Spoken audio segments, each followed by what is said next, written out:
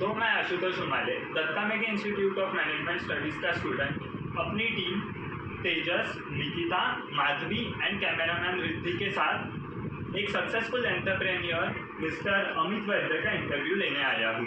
तो सर, आपका पूरा नाम बताइए। मेरा नाम अमित रामचंद्र वैद्य है और मैं बिलोंग करता हूँ ग्रामीण क्षेत्र से। नांगा मुंडेश्वर मेरा होम टाउन है, अमरावती डिस्ट्रिक्ट में। और मैं नागपुर आया हूँ 2000 के आसपास, 2001 में।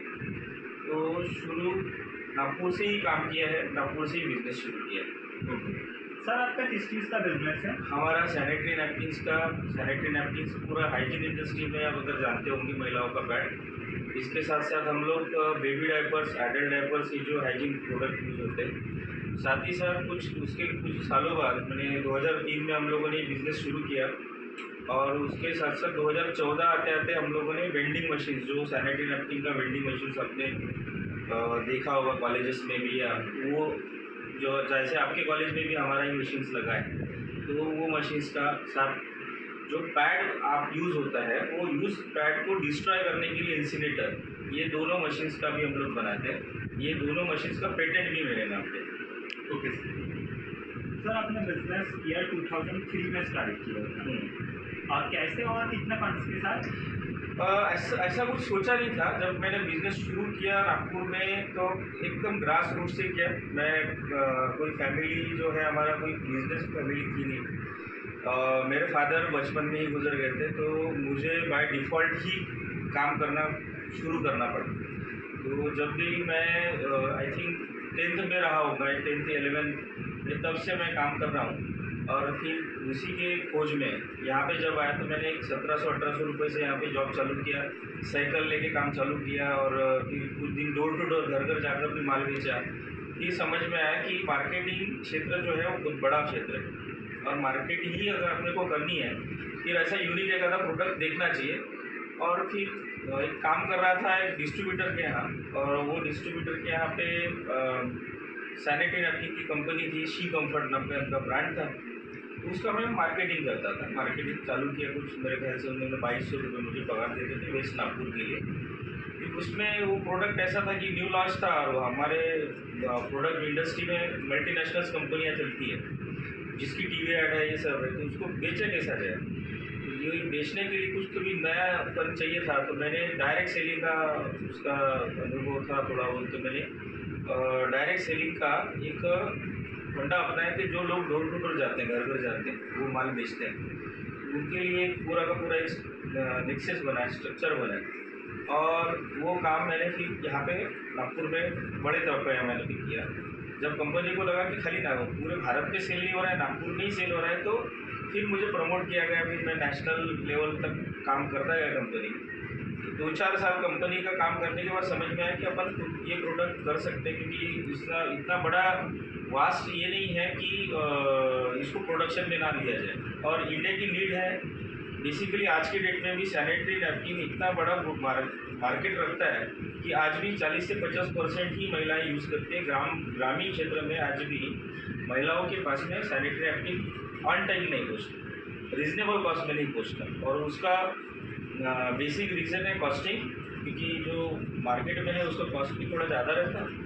दूसरा अवेलेबिलिटी ऑफ द स्टॉक, क्योंकि वो टाइम पे आपको नहीं मालूम रहता कि अब घर की बच्ची जो है, जो स्कूल में जा रही है, उसको नहीं मालूम रहता कि उसका कुछ होने वाला है या प्रवास में है। घर की महिलाओं को मालूम है, लेकिन जो बाहर है, जो वर्किंग पे है या स्टूडेंट है, उनको नहीं पता रहता। उसके लिए इमरजेंसी के लिए ये प्रोडक्ट अवेलेबल रहना है बहुत ज़रूरी है। तो अपने पहले तो डोर टू डोर शुरू किया। उसके उपरांत जब नागपुर में अच्छा सक्सेस मुझे मिला, तो फिर मैंने वो एक टाउन ओपन करते गया। मैंने पहले तो नासिक किया, फिर हमने पूना किया, औरंगाबाद किया, अमरावती किया, मुंबई किया, और महाराष्ट्र, फिर छत्तीसगढ़ में गए, छत्तीसगढ़ किया, फिर भोपाल MP में अच्छा खासा किया। फिर 2008 आते आते तकरीबन हम लोगों ने, मैंने हमारा खुद का ब्रांड बना लिया था। और मेरे ब्रांड का नाम है स्नोवी, SNOWY। और स्नोवी को हम लोगों ने फिर घर घर तक पहुंचाने के लिए नेटवर्क मार्केटिंग का सहारा लिया।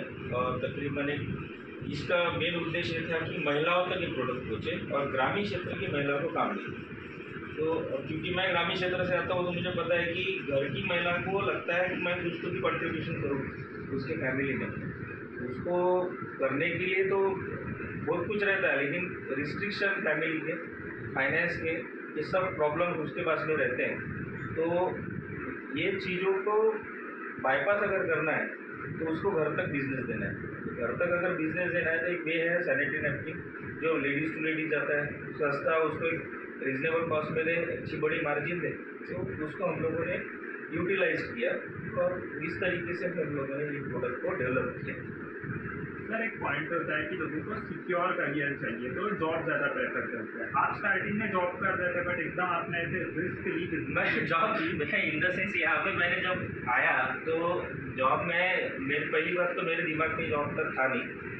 वो अपने देखिए कैसा है, ग्रामीण क्षेत्र के बच्चों के लिए सबसे बड़ा जो प्रॉब्लम है, ये प्रॉब्लम है कि क्या एजुकेशन लिया जाए, और एजुकेशन के उपरांत उसके बाद उसके सामने एक रहता है कि टू डू और नॉट डू, क्या करूँ क्या नहीं करूँ, क्योंकि उसके पास फाइनेंस है नहीं, पैसा नहीं है, अनुभव नहीं है, पहचान नहीं है। तो इसके अलावा अगर उसको करना है तो उसको खुद का पेट भरना है। तो मेरे सामने भी सेम कंडीशन हुई थी।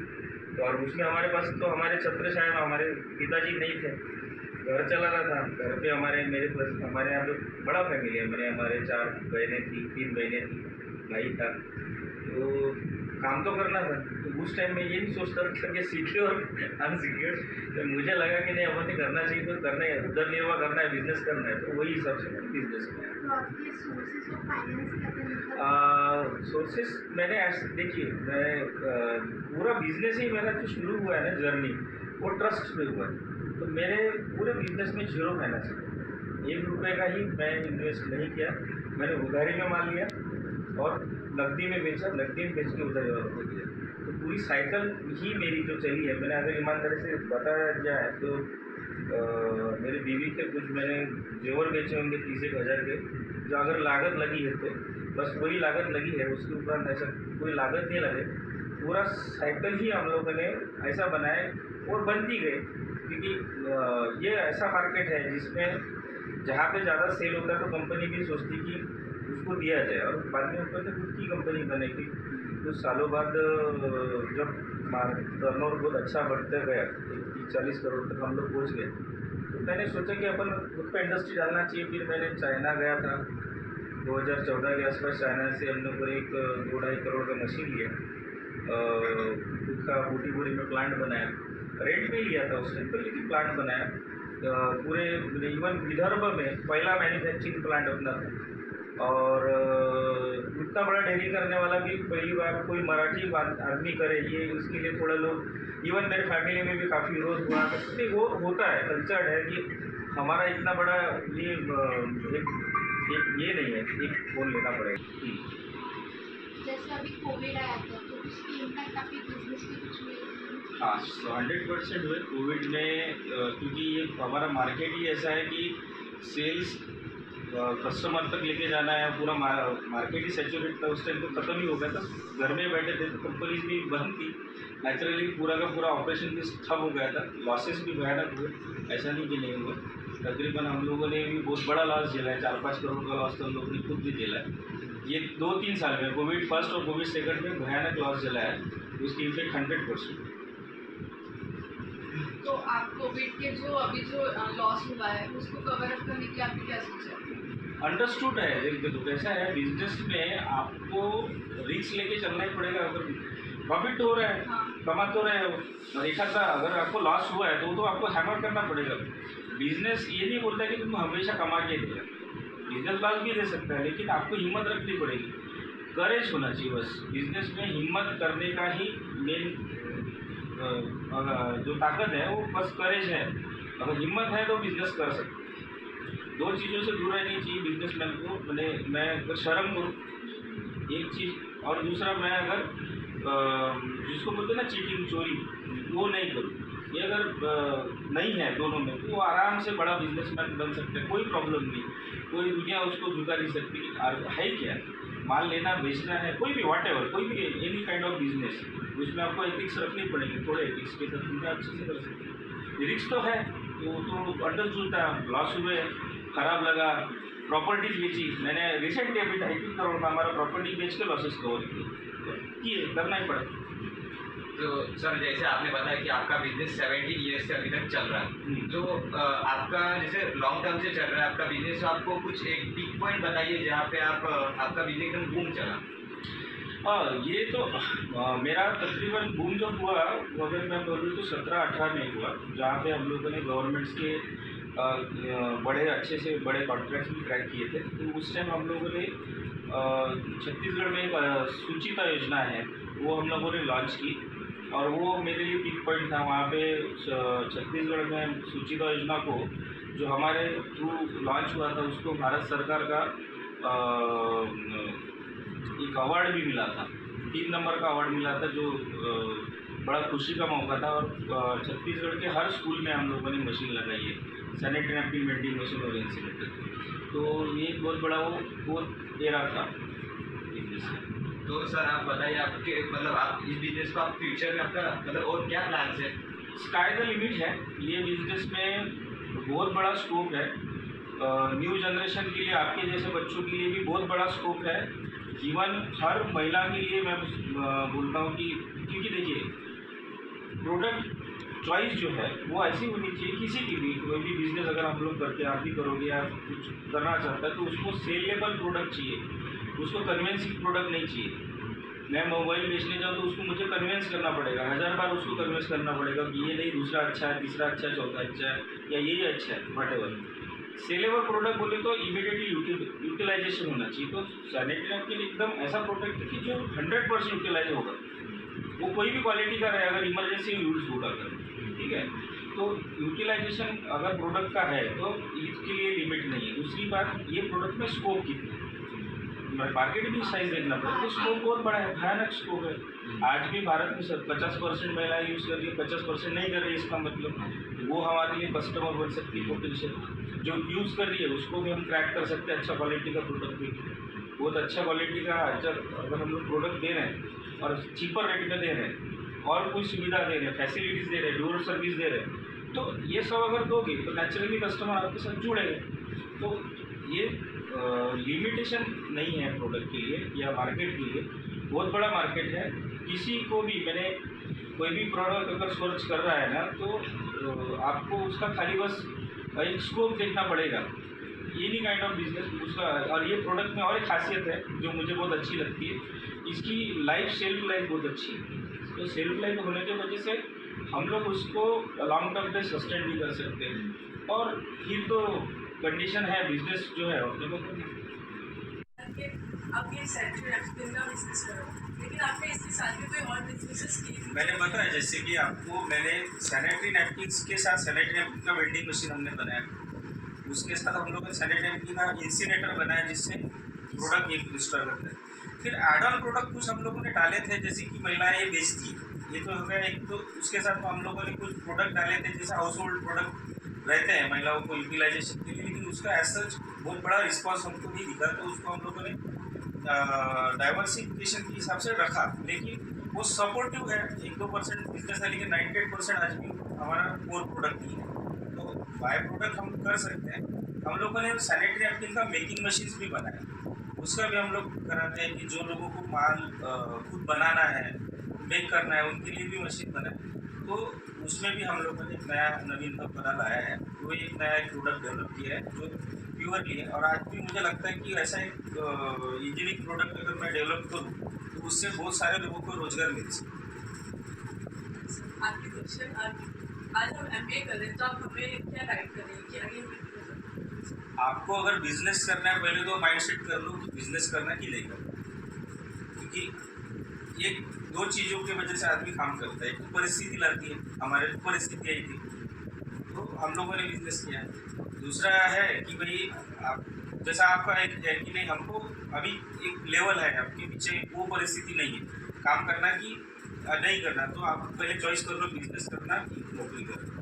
तो अगर तो बिजनेस में इंटरेस्ट है, देखो बिजनेस में बहुत सारा पैसा है लेकिन एफर्ट उतना है, रिस्क भी उससे ज़्यादा है।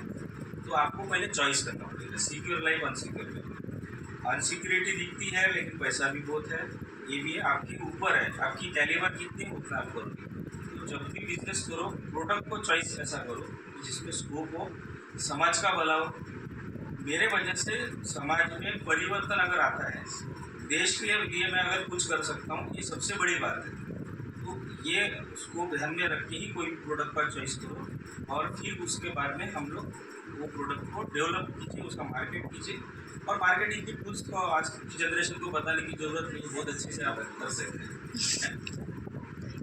थैंक यू सर, अपना समय देने के लिए धन्यवाद। Thank you.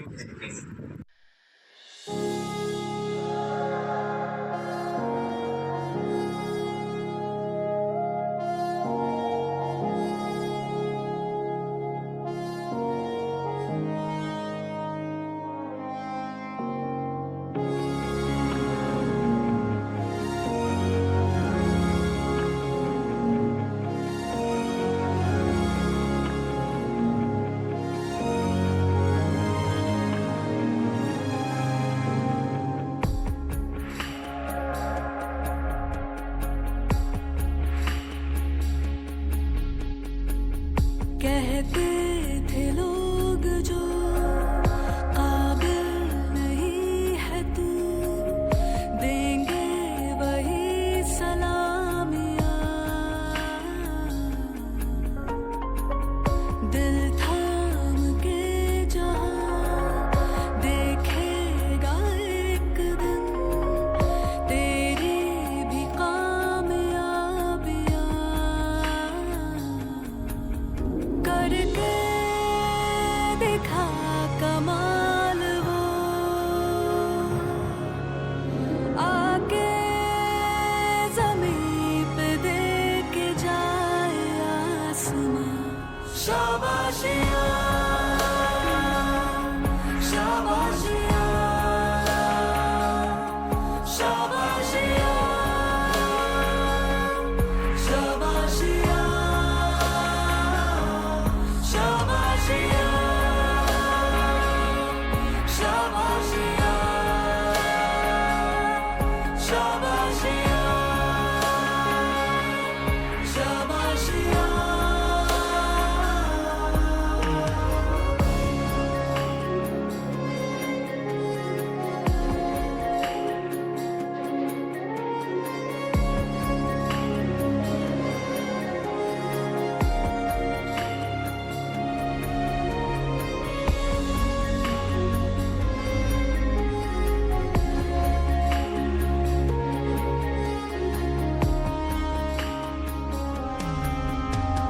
सच होने की खातिर जो सपने कीमत मांगेंगे, जाग के रातें कीमत भर देना। जब नजदीक से देखे तो खुशियों के आंसू आए, तू नजरों को वो मंजर देना। खूबी एक ही एक दिन मिटाएगी तेरी हजार खामियाँ। करके दिखा कमाल वो, आके ज़मीं पे दे के जाए आसमां। शाबाशियाँ, शाबाशियाँ, शाबाशियाँ।